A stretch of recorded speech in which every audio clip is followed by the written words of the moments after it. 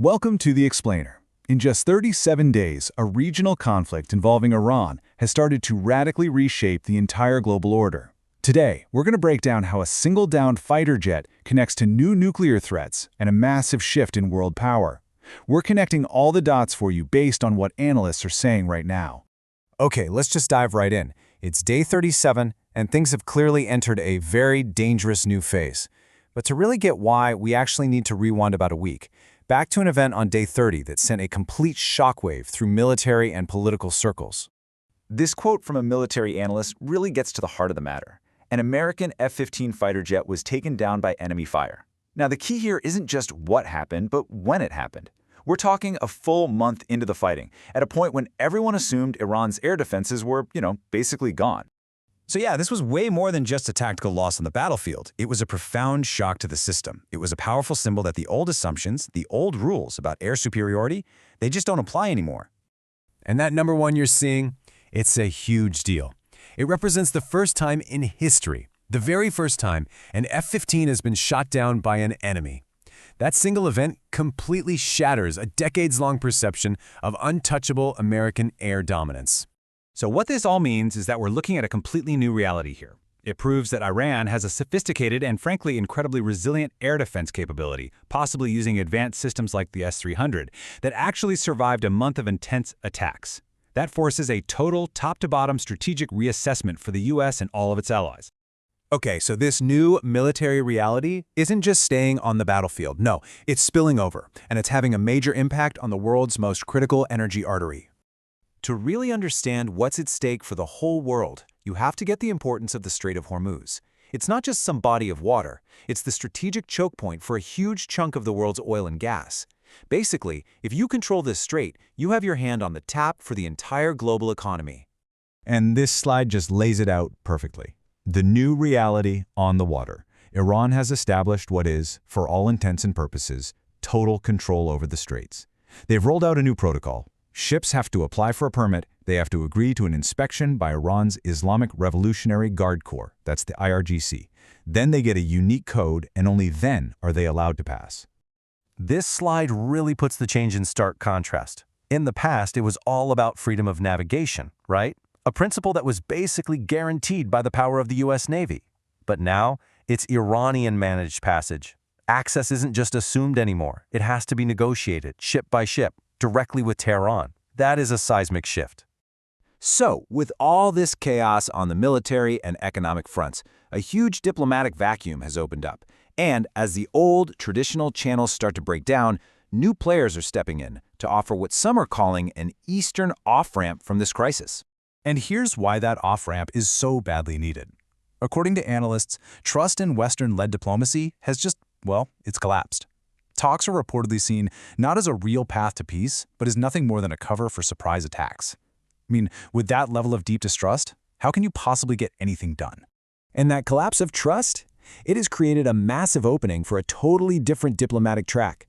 An emerging China-Russia-Pakistan axis is now stepping into the spotlight, positioning itself as pretty much the only viable way to mediate this thing, with Pakistan backed directly by China taking on a surprisingly central role. And believe me, this isn't just talk. After a major meeting in Islamabad, Pakistan's foreign minister hopped on a plane straight to Beijing. Together, they put out a joint statement, and it outlined these 5 core principles. It's essentially a concrete, alternative blueprint for security in the region that goes way beyond just a simple ceasefire. So, none of this, the military shifts, the diplomatic moves, is happening in a bubble. It's all causing these very real, visible cracks in alliances that have stood for decades, and it's hitting the fast-forward button on what many are calling the great realignment of global power. Just take a look at this chart on NATO. The U.S. is asking for a lot of help, right? But what are they getting back from their key allies? Not much. We've seen major partners like Spain and France publicly and flat-out deny the U.S. the use of their airspace for this conflict. That's not just a minor disagreement. That's a sign of a seriously fracturing alliance. And if you think that's something, this shift is even clearer in the Gulf. Traditional U.S. allies, we're talking Saudi Arabia, the UAE, they used to rely on Washington for almost all their security. And now, they're actively reaching out to Moscow and Beijing. A recent direct phone call between the Saudi leader and the Russian president, man, that speaks volumes about this strategic pivot.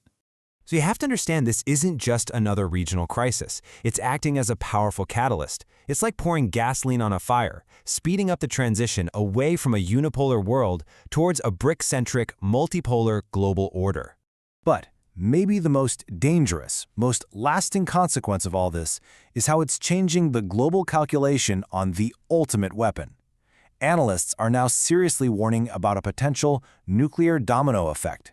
Analysts are arguing that this war has basically handed the pro-nuclear voices inside Iran an irrefutable argument. And the logic is pretty simple and kind of chilling. If international law and your own conventional forces can't guarantee your security, then nuclear weapons suddenly look like the only credible way to stop an attack. And that's where the dominoes could start to fall fast. As this timeline shows, if Iran goes nuclear, experts predict Saudi Arabia will immediately try to get its own bomb, or maybe even host a Pakistani nuclear base. Then Turkey and Egypt will feel like they have to follow.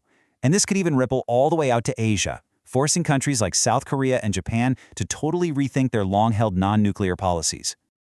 Now, there's this controversial, kind of wild theory in political science that argues a world with more nuclear states could paradoxically be more stable. It's all based on mutually assured destruction. But let's be real, that is a dangerous, completely untested, and frankly, a terrifying hypothesis that we might just be about to see play out in real time. And this all brings us to the final, critical question. A new world order is clearly emerging from the smoke of this conflict. It's more fractured, it's more multipolar, but if it's also a world where more and more nations have their finger on the button, is it truly a more secure world? That's the question this crisis leaves hanging over all of us. So for the first time since, really, the airspace over Yugoslavia back in the late 90s, an American F-15E Strike Eagle has actually been shot out of the sky in a combat zone. I mean, that is just incredible. Right. It happened late last night over that really tribal, mountainous terrain of Iran's Khuzestan province. Yeah, the Zagros Mountains. Exactly. And we have confirmed reports of one pilot being rescued, but a Black Hawk helicopter took heavy fire during the extraction. And right now, there's a massive ongoing manhunt for the second pilot. With a bounty, right. Yeah, a $90,000 local bounty on their head. It's a completely chaotic situation on the ground. And, conceptually, it completely shatters the baseline assumption of Western military doctrine of the last 30 years, which is just absolute, uncontested air supremacy. Welcome to the Deep Dive. It is the morning of Sunday, April 5th, 2026. We are exactly 37 days into the U.S. and Israeli military campaign against Iran. Hard to believe it's been over a month already. It really is. Today, we are taking a massive stack of intelligence briefs, independent journalism, economic forecasts, and geopolitical analysis from the last 48 hours. Some really dense material today. Oh, absolutely. And the mission here is to unpack what is actually happening beneath the political spin. We're looking at the most likely scenarios for how this crisis evolves in the coming weeks.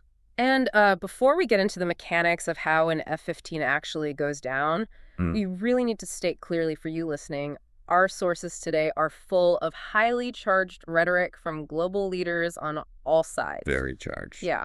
So we aren't here to pick a side or, endorse a specific political worldview. We are looking strictly at the data, the military strategies, and the global implications of a conflict that is, frankly, rewriting the rules of the world order as we speak. Exactly. Okay, let's unpack this, because that F-15E is just the perfect place to start. It really is, because it forces us to ask this purely technical question that has, massive geopolitical ramifications. Right. How does a nation that has been under constant bombardment for over a month manage to shoot down one of the most advanced, heavily defended strike aircraft in the entire world? Right, because the Strike Eagle isn't just fast. It's equipped with the EPAS, the Eagle Passive Active Warning Survivability System. That's a mouthful. It is, yeah. But basically, it's supposed to jam enemy radar, drop decoys, and essentially create this digital invisibility cloak around the jet. Exactly. So if the narrative out of Washington for the last 5 weeks has been that Iran's air defenses were systematically dismantled in the opening days of the campaign, how is a surface-to-air missile suddenly finding a lock? Well, the prevailing analysis from the military intelligence briefings we reviewed points to the deployment of Russian-supplied S-400 anti-air systems. Okay, the S-400s. Yeah. But it's not just the hardware itself. It's the operational discipline behind it. But wait, an S-400 battery isn't just like a guy with a launcher on his shoulder? No, not at all. It's a massive convoy. You've got the engagement radar, the panoramic detection radar, command vehicles, multiple launch tubes. Huge footprint. Right. So how do you hide a footprint that large from U.S. space-based infrared satellites and drone surveillance for 37 days of active warfare? Well, by not acting like a traditional military, the reports suggest these systems were smuggled in piecemeal. Like broken down. Exactly. We're talking about cargo shipments moving across the Caspian Sea from Astrakhan, Russia, under commercial cover. Wow. And once inside Iran, they moved them into the deep valleys and cave networks of the Zagros Mountains in Khuzestan. But, the real trick here is emission control. Meaning they don't turn on the radar. Exactly. The moment you activate a powerful search radar like the S-400's Big Bird system, you basically light up like a Christmas tree on American electronic warfare screens. And then an anti-radiation missile is flying down your throat in minutes. Precisely. So the Iranian Revolutionary Guard Corps, the IRGC, they kept them entirely passive. They just waited. Yeah, they didn't take the bait during the initial waves of U.S. attacks. They absorbed the hits on their older legacy air defenses. Right. They used optical tracking, local spotters, and passive listening posts to track flight paths. They just waited for an opportunistic, high-value target, an F-15E, pushing deep into their airspace to enter the absolute inner envelope of the missile's range. And only then do they unmask the battery, flip on the engagement radar, and fire before the pilot's jamming systems even have the seconds necessary to calculate a counter frequency. That's exactly how it happens. Wow. And the fallout on the ground is just as chaotic. The sources detail a combat search and rescue operation, a CRSR that just went completely sideways. Yeah, the Black Hawk extraction. Right. A U.S. Black Hawk went in for the extraction, took small arms and RPG fire from local tribal militias, and was last seen trailing smoke back toward the Iraqi border. Which is a nightmare scenario for the planners. Absolutely. And currently, A-10 Warthogs and C-130s are flying low-altitude search patterns over the mountains. It paints a picture of a military campaign that is heavily bogged down. Completely contradicting the official press briefings of a surgical, decapitating strike. Right. Washington has been saying for weeks that this would be quick. Which brings us to a fundamental misunderstanding of the enemy's structure. The Western way of war relies heavily on the concept of decapitation. Cut off the head of the snake. Exactly. Yeah. You hit the capital, you sever the communication lines from the top generals to the field commanders, and the enemy force becomes paralyzed. It assumes the enemy is structured like a traditional pyramid. I was reading through one of the strategic assessments from the Institute for the Study of War in our stack, and they use this biological analogy that makes perfect sense of this. Oh, the starfish concept? Yes, the starfish. So they compare the Iranian defense doctrine to a starfish. If you take a sword and cut off the starfish's limb, it doesn't bleed out and die. Right, because its central nervous system is distributed. Exactly. The limb regrows, and sometimes that severed limb actually grows into an entirely new starfish. The Iranians call it the mosaic defense. Mosaic defense. Yeah. After watching the U.S. completely dismantle the Iraqi army back in 2003 by destroying Baghdad's command and control, the Iranians completely restructured their military. They decentralized everything. So the provinces operate on their own. Every single provincial military commander, whether they are in Khuzestan in the southwest or Sistan-Baluchistan in the east, they have total autonomy. They possess their own missile stockpiles, their own air defenses, and their own operational mandates. So if a bunker buster takes out the central command in Tehran, the provincial commander doesn't need to wait for a phone call that is never coming. He simply executes his pre-planned objective. You cannot decapitate an organism that has 30 independent brains. Wow. And, the hardware they're using is just as insulated as the command structure. Which brings us to a detail that genuinely stopped me in my tracks while I was reviewing the CNN intel reports. Their arsenal estimates. Yes. Despite thousands of sorties, U.S. intelligence currently estimates that 50% of Iran's ballistic missile launchers and long-range drone capabilities remain completely intact. Half of them. Half of the arsenal is totally untouched after a month of the most intense bombing campaign of the 21st century. What's fascinating here is that the surface of the Earth is mostly irrelevant to this phase of the war. Right, because everything is underground. Exactly. Iran has spent the last 2 decades building massive subterranean infrastructure. Right. We aren't talking about reinforced basements. No. We are talking about complexes dug thousands of feet deep into solid granite mountainsides. But the U.S. has the GBU-57, right? The massive ordnance penetrator. Yeah. I mean, it's a 30,000-pound bunker buster specifically designed for exactly this. Sure, but a GBU-57 can penetrate maybe 200 feet of earth and perhaps 60 feet of concrete. All right. When your facility is a mile horizontally inside a mountain with multiple dogleg tunnels and blast doors designed to redirect explosive overpressure, a surface strike is effectively useless. You just can't reach it. And the really crucial part of the analysis here is that these aren't just storage depots. They aren't just, parking missile launchers down there waiting for the war to end. No, they are active manufacturing hubs. That's the crazy part. They have ventilation systems for chemical synthesis. They are taking precursor materials, mixing solid rocket fuel, casting engines, assembling sophisticated ballistic missiles like the Khyber Shaken. And mating them with warheads right there under the mountain. Exactly. And then they move them through internal rail networks to hidden launch silos that literally only open for the 10 seconds it takes to fire. That completely inverts standard counterinsurgency doctrine. I mean, it implies that total air supremacy is just obsolete if the theater of war is heavily mountainous and the enemy has industrialized the subterranean level. Right. You can own the sky all you want. But if the enemy is producing and launching intermediate-range ballistic missiles from a mile underground, your billion-dollar stealth bombers are essentially just observation planes. It's a tactical stalemate. It is. And while this tactical stalemate is grinding the military campaign to a halt, the economic fallout is accelerating at a terrifying pace. Yeah. Because Iran isn't just defending its mountains, right? They have fundamentally altered the rules of the world's most critical maritime choke point.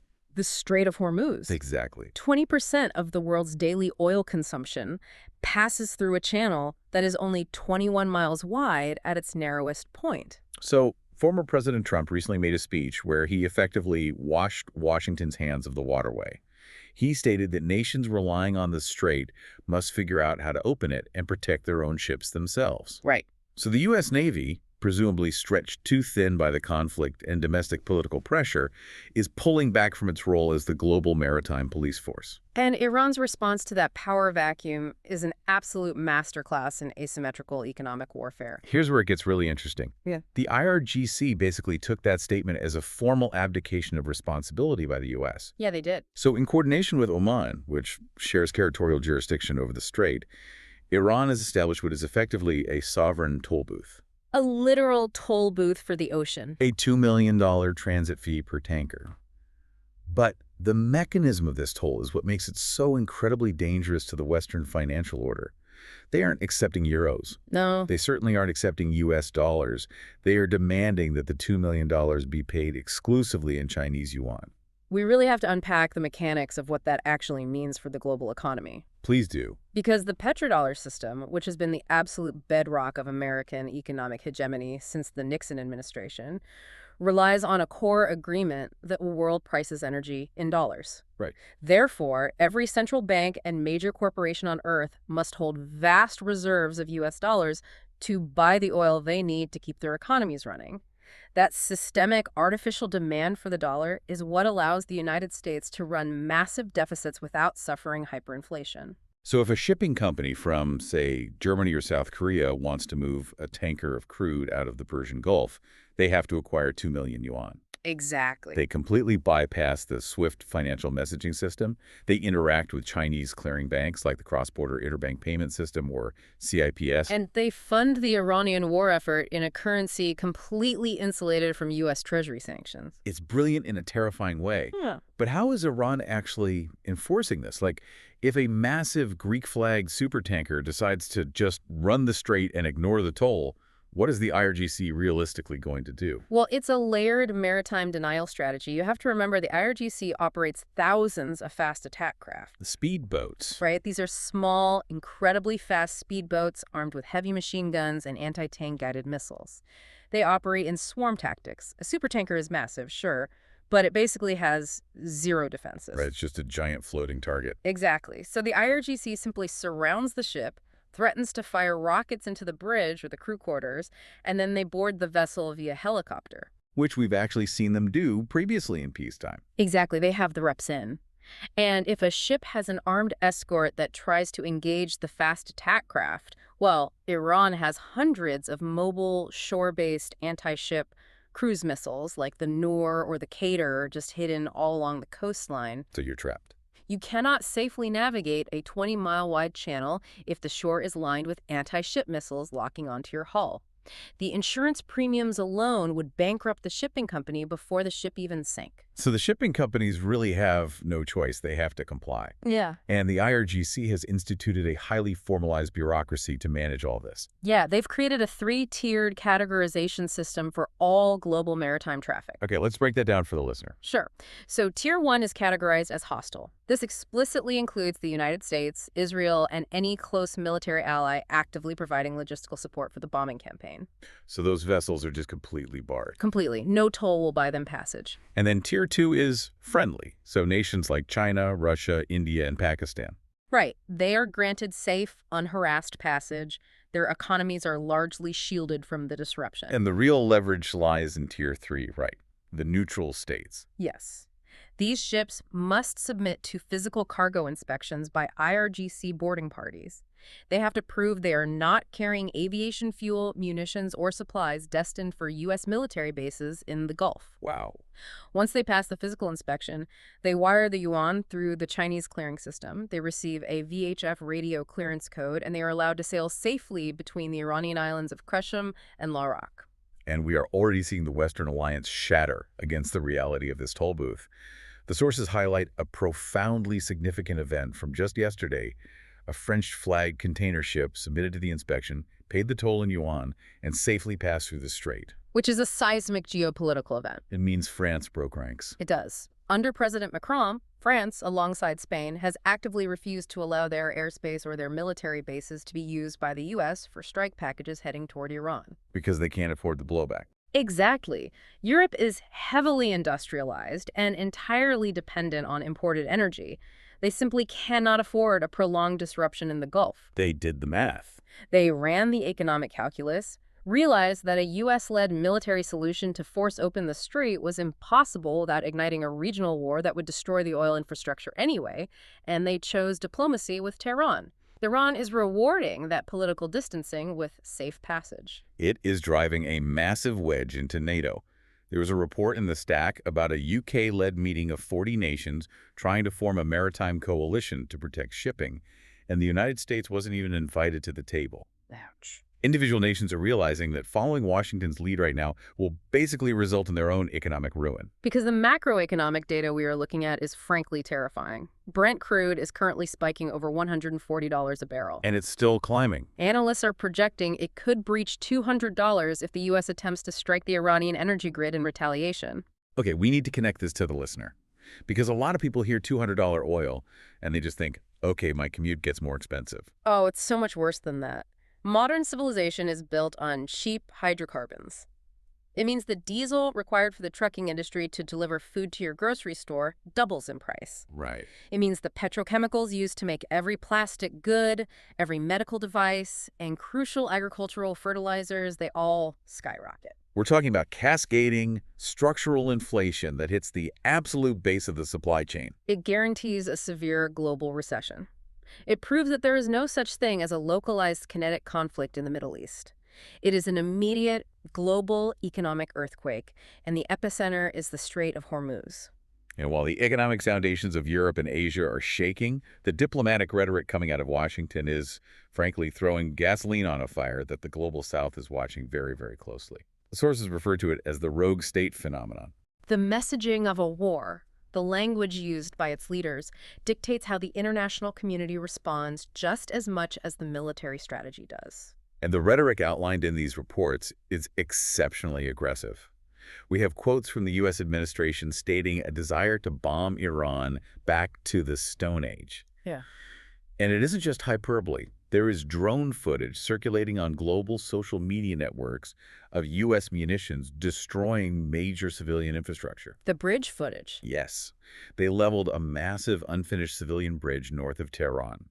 We're seeing strikes on university research centers, water treatment facilities, and pharmaceutical plants under the justification of dual-use infrastructure. And we really have to analyze how the rest of the world processes those images. If we look at the Global South, Latin America, the African continent, Southeast Asia, they have a very different historical memory of Western military interventions than we do in the West. When they hear bomb them back to the Stone Age, it doesn't sound like tough deterrence to them. No, it sounds like imperialism. The international laws of war strictly prohibit the deliberate targeting of civilian infrastructure. When a superpower openly flouts those conventions and uses apocalyptic language, the diplomatic blowback is severe. Right. The sources note that across the United Nations, the perception is rapidly shifting. Nations are increasingly viewing the United States, not Iran, as a rogue state acting recklessly and endangering the survival of the global economy. It is a complete inversion of the historical norm. Usually, if the U.S. is going to war with Iran, Washington spends months building a massive, airtight international coalition. Like in Desert Storm? Exactly. They get the UN resolutions, they get the Arab states on board. But today, the U.S. is isolating itself. Deeply isolating itself. And that isolation is most pronounced with the nations that theoretically should be cheering the loudest for Iran's destruction, the Arab Gulf states. Historically, Saudi Arabia, the UAE, Bahrain, they have spent decades locked in a bitter sectarian and geopolitical Cold War with Tehran. But survival trumps rivalry. Exactly. And the relationship between the U.S. and the Saudis appears to have fundamentally fractured. There is a staggering detail in one of the geopolitical briefs regarding a public interaction between the U.S. president and Saudi Crown Prince Mohammed bin Salman. MBS. Yes, MBS. The U.S. president allegedly told MBS to kiss his expletive during a heated exchange over oil production and military basing rights. Which is, if we connect this to the bigger picture, in the political culture of the Gulf, where honor, face, and public respect are the absolute currencies of power, an insult of that magnitude delivered to a sovereign leader is not just a diplomatic gaffe. It's massive. It is a relationship-ending event. And the retaliation was immediate. Saudi Arabia reportedly froze 50% of its U.S. weapons purchases the next day. 50%. That's tens of billions of dollars ripped away from American defense contractors. But the geopolitical signal is much louder. It means Riyadh no longer trusts Washington as its primary security guarantor. Because the Gulf states are looking at the map and they are in a state of absolute panic. Nations like the United Arab Emirates, Kuwait, and Bahrain host massive, deeply entrenched American military bases. Al Udeid Air Base in Qatar, Ali Al Salem in Kuwait, Al Dhafra in the UAE. Right, which means they are essentially wearing giant bullseyes on their backs. Precisely. The IRGC has made its deterrence doctrine explicitly clear. If the United States uses a base inside a host nation to launch a strike on Iranian soil, Iran will classify that host nation as an active, willing combatant, and they will retaliate against the host's infrastructure. And the UAE is uniquely vulnerable to that kind of warfare. The economic briefs note that the UAE has $1.4 trillion tied into the U.S. economy. They are a hub of global finance. But physically, geographically, they're a desert. They are incredibly fragile. They are a desert nation entirely reliant on modern technology to exist. Right. If Iran lobs a half-dozen precise short-range ballistic missiles into the UAE's desalination plants or their primary power grids, the country is uninhabitable in a week. They literally wouldn't have drinking water. The $1.4 trillion in the bank doesn't matter if your population is dying of thirst in the desert. Exactly. Consequently, despite relying on the American security umbrella for half a century, the Gulf states are desperately seeking back-channel diplomatic deals with Tehran. They have to. They are sending emissaries to guarantee their neutrality. They were refusing to allow U.S. planes to take off from their runways for combat missions. They realize that American administrations change every 4 years, and the U.S. military might eventually pack up and leave the Middle East. But Iran will always be sitting directly across the water. They have to survive their geography. It is a complete and total realignment of Middle Eastern power dynamics, happening in the span of 37 days. Which brings us to the macro geopolitical shift. Yeah. If the U.S. is bogged down militarily and alienated diplomatically, who is filling the void? Right. Nature abhors a vacuum. The sources point overwhelmingly to the accelerated ascension of the BRICS nations and the aggressive realization of a multipolar world. We are watching the tectonic plates of the global order shift in real time. I was reading an analysis piece comparing this conflict to the war in Ukraine, and it raised a fascinating parallel. For the last several years, the prevailing consensus in Western capitals was that the U.S. and NATO were using Ukraine as a proxy to bleed out the Russian military. Right, the proxy war model. Exactly. Oh. They supplied the weapons, Ukraine supplied the manpower, and Russia depleted its national power and strategic reserves. But if we look at the logistics flows detailed in our intelligence stack, is Iran currently serving that exact same proxy function for Beijing and Moscow? It is a highly accurate strategic framework. Iran is not fighting this war in isolation. They are the tip of a spear that has a massive industrialized shaft behind it. The intel briefs are very specific. China is reportedly utilizing its maritime fleet to flood Iranian ports with precursor chemicals, the exact synthesized compounds required for mixing solid rocket fuel for ballistic missiles. They are ensuring that Iran's subterranean factories can run 24 hours a day without ever facing a supply bottleneck. And Russia is providing the high-end technical components. We're seeing shipments of advanced phased array radar components, electronic warfare modules, and satellite surveillance data feeds. They are giving Iran the eyes and ears required to target American assets effectively. And from the perspective of Beijing and Moscow, this is a masterstroke of grand strategy, isn't it? Oh, absolutely. They are watching the United States expend billion-dollar interceptor missiles to shoot down $20,000 drones. They are watching Washington alienate the global south, fracture its European alliances, and exhaust its political capital. And neither China nor Russia has to put a single soldier in harm's way. Exactly. They are simply letting Iran absorb the kinetic blows while the American empire exhausts itself in the desert. And that exhaustion isn't just military. It strikes at the absolute core of American economic supremacy. We touched on the petrodollar earlier with the Strait of Hormuz toll booth, but the rot goes much deeper. The petrodollar was built on the implicit promise of American protection for the House of Saud. But if Washington is openly insulting the Crown Prince and Saudi Arabia is freezing weapons purchases, the foundation of that agreement is gone.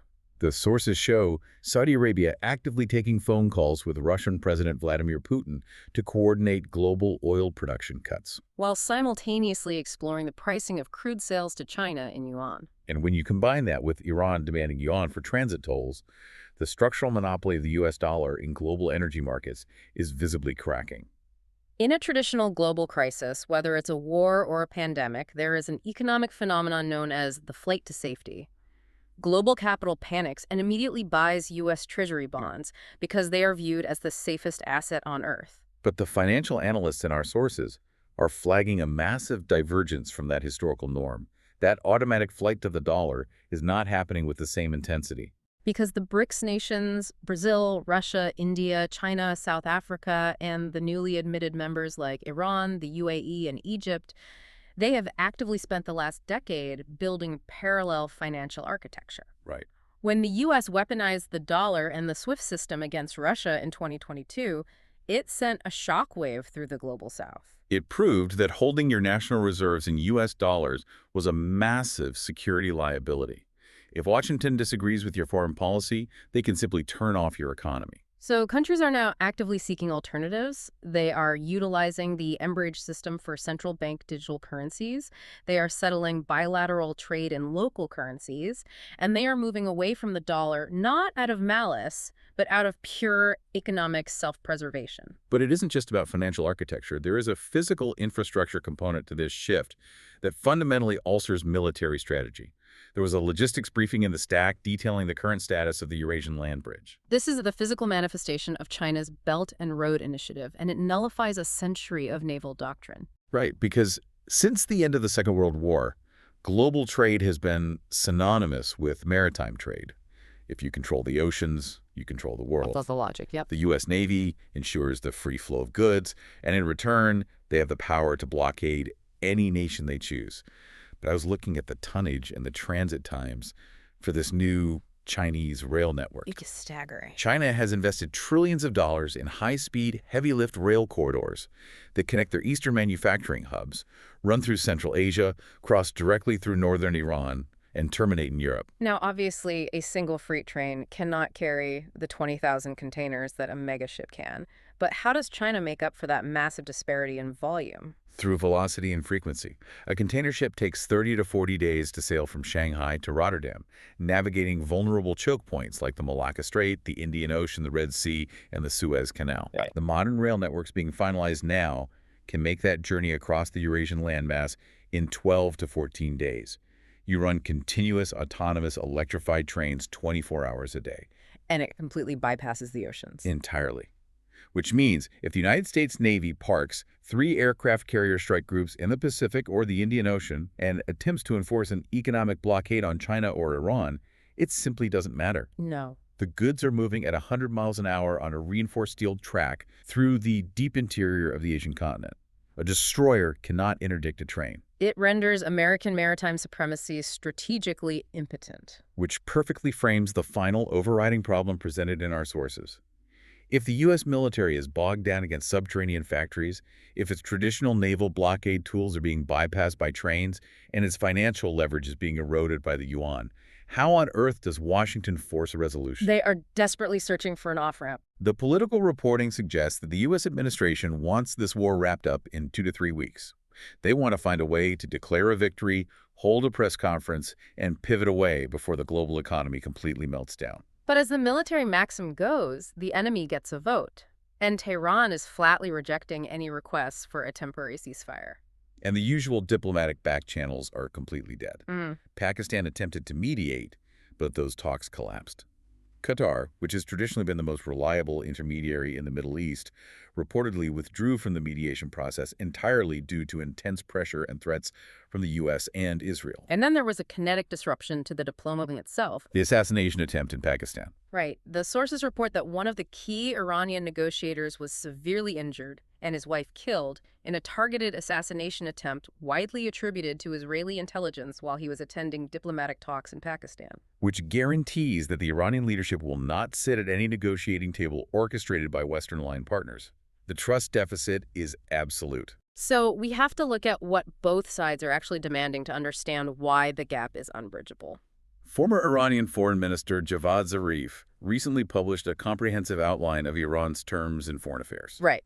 It's effectively a proposal for a JCPOA plus a return to the strict nuclear enrichment limits of the original Obama-era deal. Okay. But in exchange, Iran demands a binding non-aggression pact, the total irreversible lifting of all economic sanctions, and financial reparations from the U.S. and Israel for the civilian infrastructure destroyed over the last month.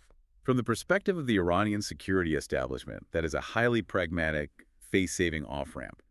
They agree not to build a bomb, and in return, they get to rebuild their economy and maintain their regional standing. But the U.S. demands are completely incompatible with that reality. The administration is demanding total Iranian capitulation. Surrender, basically. Exactly. They want the complete dismantling of Iran's ballistic missile program, which, as we discussed, is their primary deterrent.